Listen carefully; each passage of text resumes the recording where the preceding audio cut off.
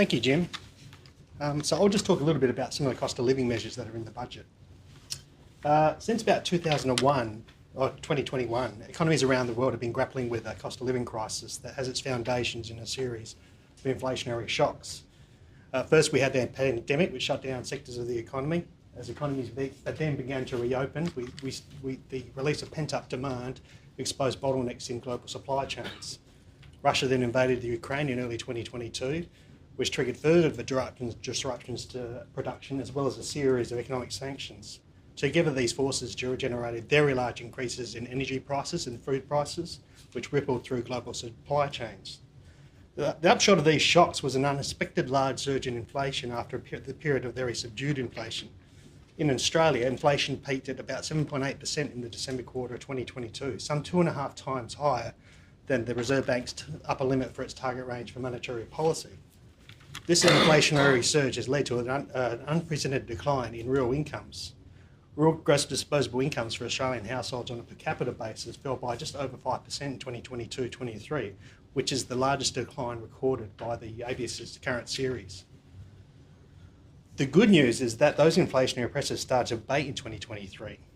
In addition, wages growth has picked up considerably as workers have started to demand larger than normal wage rises to try to claw back some of the erosion of their real incomes. Wages, as measured by the Wage Price Index, rose by 4.2% through the year to the December quarter of last year, just outpacing consumer price inflation, which was tracking at about 4%.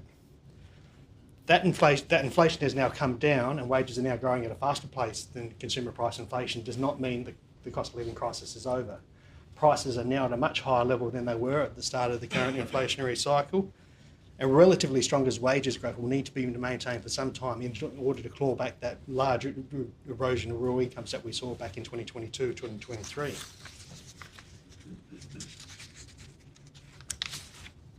As part of last year's budget, near the height of the cost of living crisis, the Australian government introduced a series of cost of living measures. Prominent among those were measures to combat spiralling energy prices through targeted electricity bill relief to eligible households and small businesses. There are also measures aimed at reducing out-of-pocket health costs, as well as housing cost pressures, as well as increasing the access to and levels of support provided under various income support payments, such as JobSeeker and AusStudy. In terms of the budget delivered overnight, the centrepiece cost of living measures is those revisions to the statutory tax cuts that were announced all the way back in January. These changes bring about larger reductions in tax relief for those on incomes below about $146,000. Those above the $146,000 still receive a tax cut, but less than what they previously would have received. So to put some numbers on it, the effects of these changes is that those earning between the tax-free threshold and about $45,000 now receives a moderate income tax cut, whereas previously they do not. While those between $45,000 and about $135,000 now receive about an extra $804 on top of what they already would have received. So I think the average tax cut works out to about $1,650. The budget also includes a number of other measures which are designed to address particular cost of living pain points or to assist those people who fall through the gaps because they are not in the workforce and thus don't receive an income tax cut. One of those pain points has been energy prices. And so in the budget, there's further power bill relief, with every household now set to receive a $300 rebate from the 1st of July, while about 1 million small businesses will receive a $325 rebate. There's also, as Jim mentions, additional rent assistance, with the Commonwealth increasing the maximum rate of Commonwealth rent assistance by 10%. There's an effort to reduce the cost of medicine by freezing indexation of the Pharmaceutical Benefits Scheme co-payments.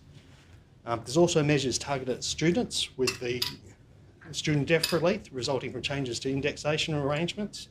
And there's also the Commonwealth is introducing a Commonwealth prac payment for nursing, teaching and social work students while they undertake mandatory placements. Those placements are currently unpaid, but from 1st of July next year, students may be able to receive up to an extra $319.50 per week. In thinking about the implications of the budget, the key questions are the cost of living measures inflationary? If the government set a more restrictive stance, such as lower tax cuts and lower transport payments, then yes, that would tend to be deflationary and take some of the pressure off interest rates. The nature of the changes to the stage 3 tax cuts means that those higher income individuals are now carrying much more of the burden of controlling inflation, while those on low to middle incomes are carrying less of that burden. This does add to inflationary pressures a bit because low and middle income earners are more likely to spend any income tax cuts compared to higher income individuals. However, it's also a bit hard to argue against income tax cuts considering the extreme financial strains households have recently experienced. Many households have experienced a significant drop in their real incomes, forcing them to cut back on their spending. We've actually seen per capita consumption expenditure decline through the second half of 2022 and through all of last year. It's probably hard to argue for the energy rebates given they apply across the board and aren't targeted to those who are most in need. If governments want to use fiscal policy to take pressure off domestic demand, then they would probably do better to slow the growth in public spending, capital spending, by deferring public infrastructure projects. Strong levels of public infrastructure spending have contributed to cost pressures, particularly in construction services, and there is a good case for steps to reduce this pressure. I need to wrap up, so the last thing I will talk about is just housing affordability. This is likely to remain a critical issue given tight housing supply amid strong population growth. While the government is undertaking considerable effort to address the supply side factors, the supply response is just going to be naturally slow given natural barriers in terms of limited land availability, high construction costs, the delivery timeframes, and ongoing labour shortages. In the short term, more may need to be done on the demand side to bring balance to the housing market. Potential measures here include temporarily reducing the migration intake and also reforming tax arrangements for housing investors around negative gearing and capital gains tax concessions. But the budget offers no sort of tax reforms in that direction simply because it's politically very difficult. So thank you. I will now turn over to Alexandra, who will discuss the